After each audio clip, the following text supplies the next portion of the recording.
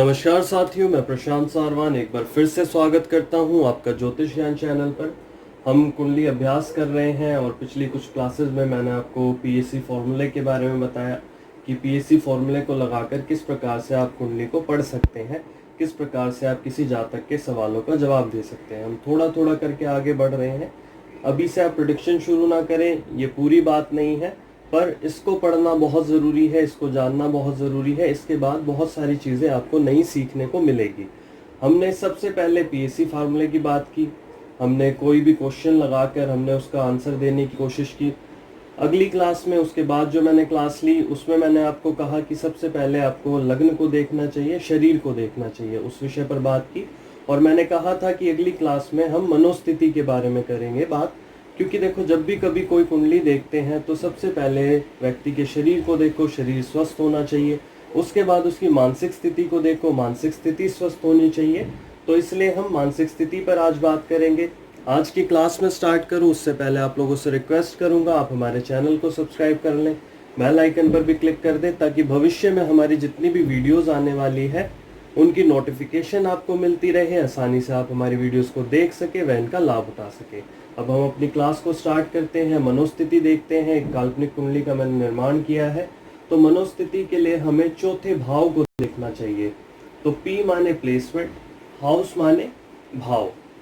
तो यहाँ पर हम देखेंगे कि भाव में किसी ग्रह की कोई प्लेसमेंट तो नहीं है, तो यहाँ हम क्रॉस लगाएंगे, क्योंकि किसी भी भाव में, माफी चाहूंगा, क्योंकि चौथे भाव में किसी भी ग्रह की कोई प्लेसमेंट नहीं है। उसके बाद हम दृष्टियों को देखेंगे। एस्पेक्ट माने दृष्टि। अब देखेंगे कि चौथे भाव पर किसी ग्रह की दृष्टि है या नहीं है। तो देखिए वहां पर शनि की दृष्टि है और शनि यहाँ पर अपनी नीच राशि में बैठे हैं, तो ये बुरा प्रभाव देंगे। तो यहाँ हम एक माइनस का साइन लगाएंगे कि शनि की बुरी दृष्टि यहाँ पर है, तो भाव पर कुछ ना कुछ फर्क पड़ेगा, नेगेटिव। उसके बाद देखते हैं यहाँ पर गुरु की भी दृष्टि है। गुरु इस लग्न कुंडली के लिए शुभ है, तो यहाँ हम कहेंगे कि चलो एक अच्छे ग्रह की दृष्टि है, तो यहाँ पर एक पॉजिटिव साइन हम लगाएंगे। उसके अलावा आप देखेंगे कि मंगल की चौथी दृष्टि भी चौथे भाव पर है। तो मंगल की जो चौथी दृष्टि है वो यहाँ पर हम इसे खराब कहेंगे, क्योंकि मंगल अपनी नीच राशि में बैठा हुआ है। तो यहाँ हम एक और माइनस का साइन लगाएंगे। अब बात करते हैं कंजक्शन की, कि कोई युति तो नहीं है चौथे भाव में। तो यहाँ पर किसी ग्रह की कोई युति नहीं है, तो यहाँ हम क्रॉस का साइन लगाएंगे। अगली बात हम करेंगे हाउस के लॉर्ड की, कि जो हाउस लॉर्ड है उनकी प्लेसमेंट कहाँ पर है। तो आप देखेंगे जो शुक्र हैं, जो चौथे भाव के लॉर्ड बनते हैं, चौथे भाव के स्वामी बनते हैं, वो गए हैं आठवें भाव में, जो कि अच्छी बात नहीं है। मैंने आपको बताया है छठा, आठवां और 12वां भाव बुरा भाव होता है। तो यहाँ पर हम कहेंगे कि ये अच्छी बात नहीं है और एक माइनस का साइन लगाएंगे कि भाई गलत बात है, तो थोड़ा सा इसको हम नेगेटिव में ही लेंगे, तो माइनस का साइन हम यहाँ लगाएंगे। अब देखते हैं कि किसी ग्रह की शुक्र पर कोई दृष्टि है या नहीं है, क्योंकि हम हाउस लॉर्ड की बात कर रहे हैं, तो अब उस पर देखेंगे कि किसी ग्रह की कोई दृष्टि है या नहीं है। तो यहाँ से आप गिने कि किसी ग्रह की कोई दृष्टि है या नहीं है। शनि को देखें, शनि की दृष्टि नहीं है, गुरु की भी नहीं है। यहाँ पर आप देखेंगे कि मंगल की 8वीं दृष्टि उस पर पड़ती है। मंगल प्रथम भाव में बैठे हैं, 7वीं दृष्टि से 7वें भाव को देखते हैं और 8वीं दृष्टि से 8वें भाव को देखते हैं। तो मंगल नीच के हैं, तो यहाँ पर हम एक माइनस का साइन लगाएंगे कि ये बुरी बात है कि मंगल की दृष्टि शुक्र पर है और शुक्र को कहीं ना कहीं पीड़ित कर रही है। कंजक्शन की बात करें तो शुक्र के साथ कोई और ग्रह नहीं है, तो यहाँ पर कोई कंजक्शन नहीं है, तो हम यहाँ एक क्रॉस का साइन लगाएंगे। उसके बाद देखते हैं सिग्निफिकेटर को, कि कारक कौन है। देखिए मनोस्थिति के कारक चंद्रमा है। अब हम चंद्रमा की बात करेंगे। चंद्रमा को देखेंगे, लग्न के स्वामी भी बनते हैं इस लग्न कुंडली में, और चंद्रमा अपनी खुद की राशि में बैठे हैं, प्रथम भाव में बैठे हैं, बहुत अच्छी बात है। तो यहाँ हम पॉजिटिव साइन लगाएंगे। दृष्टियों की बात करेंगे तो चंद्रमा पर किसी भी ग्रह की कोई दृष्टि नहीं है, तो यहाँ हम क्रॉस लगाएंगे कि जी कोई दृष्टि नहीं है। उसके बाद देखते हैं कंजक्शन।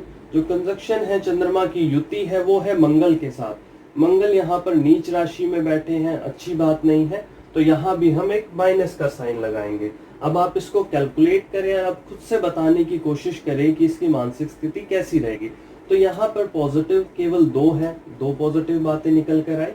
और नेगेटिव की हम बात करें तो 1 2 3 4 5, तो 5 नेगेटिव बातें हैं। तो यहाँ पर हम इस जातक को कहेंगे कि आपकी मनोस्थिति बहुत ज़्यादा अच्छी नहीं है। उसके बाद आप लोग कुछ इन्हें उपाय देंगे, उसके बल पर ये अपनी मानसिक स्थिति को ठीक करेंगे। उसके बारे में हम आगे बात करेंगे, उपाय का चैप्टर भी मैं आप लोगों को दूंगा।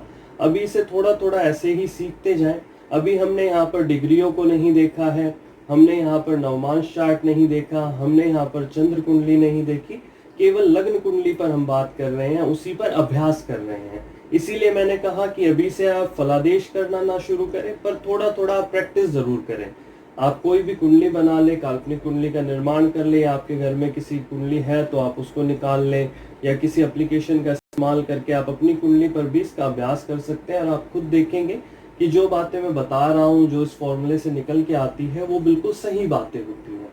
आशा करता हूँ आज की क्लास आप लोगों को अच्छी लगी होगी।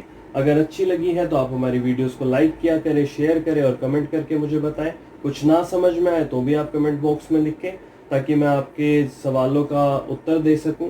अगर कोई ऐसी बात होती है जो मुझे लगता है कि वीडियो बनाकर बतानी चाहिए, तो उसको फिर मैं वीडियो बनाकर भी बता दूंगा। पर आप लिखें ज़रूर कि आपको वीडियो अच्छी लगी, कुछ समझ में आया या नहीं आया।